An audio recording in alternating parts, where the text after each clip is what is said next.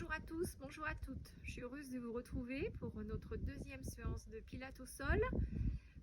Munissez-vous d'un tapis et de votre petit coussin afin de vous soulager sur certains exercices si vous en avez besoin.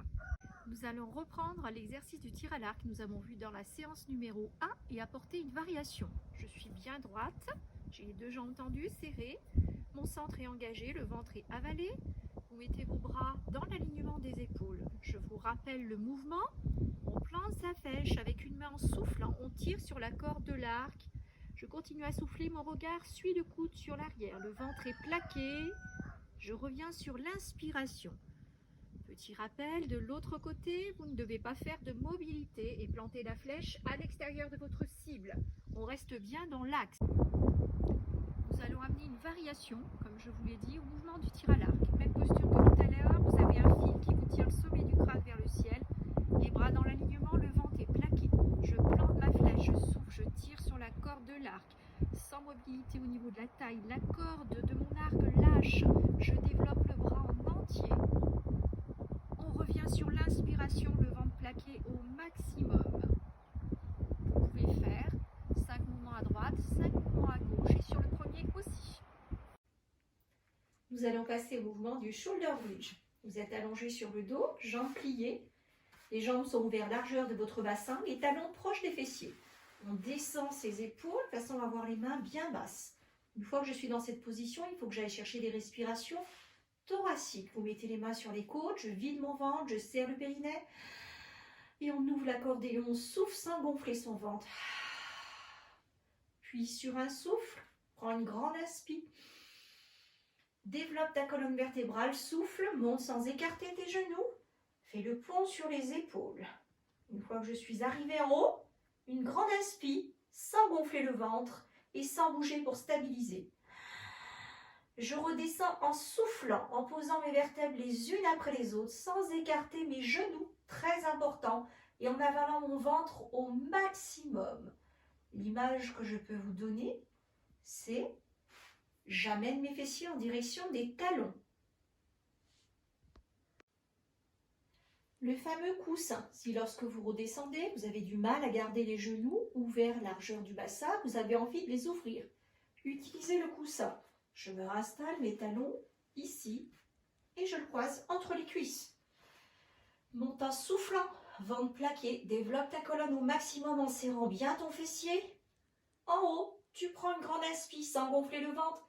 Serre légèrement le coussin et tu redescends sans le laisser tomber, ce qui évitera que tu écartes tes genoux et que tu sortes les jambes de l'axe des hanches. Le mouvement peut être répété 10 fois. Nous allons maintenant amener une variation à ce mouvement. Dans un premier temps, je vais mettre mes mains de chaque côté des cuisses. Élévation de colonne vertébrale, les talons sont toujours proches des fessiers. Je monte ma colonne, je souffle et j'amène les bras le long de mes joues. Très important, vous ne devez pas toucher le sol. Ici, je prends une grande inspire et on redescend en soufflant, en gardant toujours mes genoux ouverts et les bras viennent se remettre en place lentement le long de mes cuisses. Puis, tu montes, tu souffles, amène tes bras le long des joues. C'est le maximum. Fessiers engagés. Tu détends ta jambe dans l'alignement de l'autre jambe. Sur l'inspiration, tu poses ton pied proche du talon, tu souffles. Tu amènes l'autre jambe, on te tire le bout du pied vers le mur dans l'alignement de l'autre genou.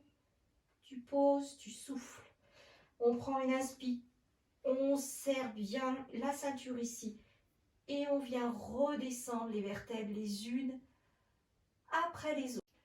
Nous allons maintenant terminer la séance avec le swimming, un étirement qui est très intéressant puisque vous allez travailler le haut et le bas du corps tout en continuant à stabiliser votre ventre et votre colonne. Je me mets à 4 pattes. J'ai les genoux qui sont ouverts largeur du bassin sous l'axe des hanches, les mains bien sous les épaules. Tu ne dois pas creuser ton dos ou laisser partir ta tête entre les omoplates. Une petite table bien droite et bien droit. Mon ventre est engagé, j'ai serré le périnée. Je souffle, on me tire le bout des doigts des mains et des pieds à l'opposé, comme si vous aviez des cordes accrochées. en direction du sol. Je reviens, j'inspire, le ventre est toujours engagé. Si j'ai imaginez que vous avez un objet qui est posé sur le bas de votre dos, il ne doit pas tomber. Je change de côté, souffle.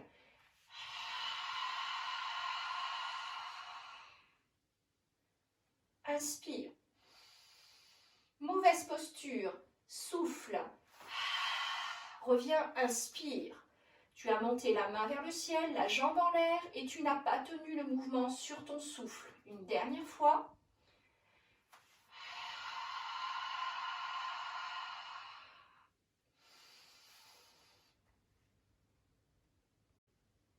Le swimming peut être fait 5 fois de chaque côté. Plus vous le gardez longtemps sur le souffle, plus il est efficace. J'espère que la séance vous sera agréable. Rendez-vous vendredi prochain. Bye bye!